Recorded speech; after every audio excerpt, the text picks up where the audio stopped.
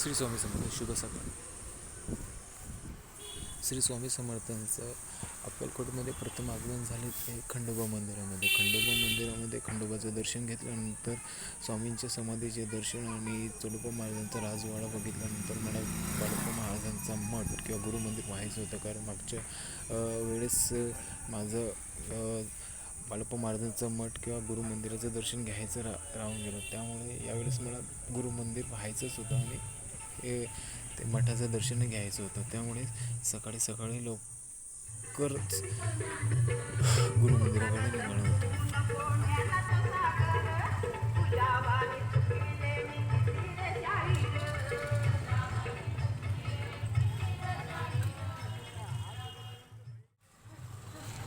आता ते गुरुमंदिर कुठे आहे? पुढे आहे का?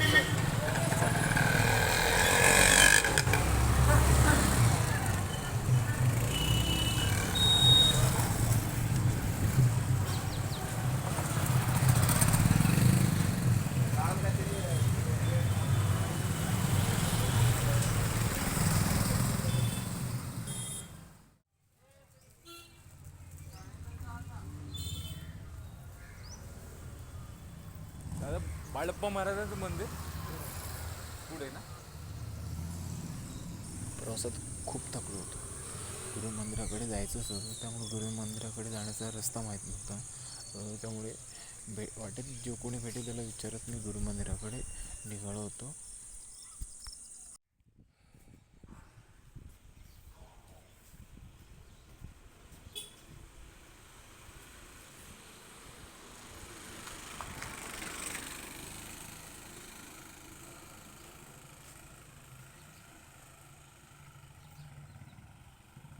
अक्कलकोटमध्ये फिरत असताना एक वेगळीच मजा अनुभवायला मिळत होती. एक वेगळंच वातावरण अनुभवत होतो.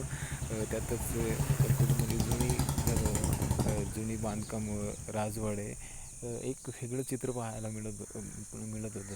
आणि त्यातच गुरुमंदिर पाहायचंच होतं. कारण या अगोदर गुरुमंदिर पाहायला नव्हतं आणि त्यातच गुरुमंदिराची लागलेली ओढ. तर एक वेगळीच अनुभूती अनुभवत होतो.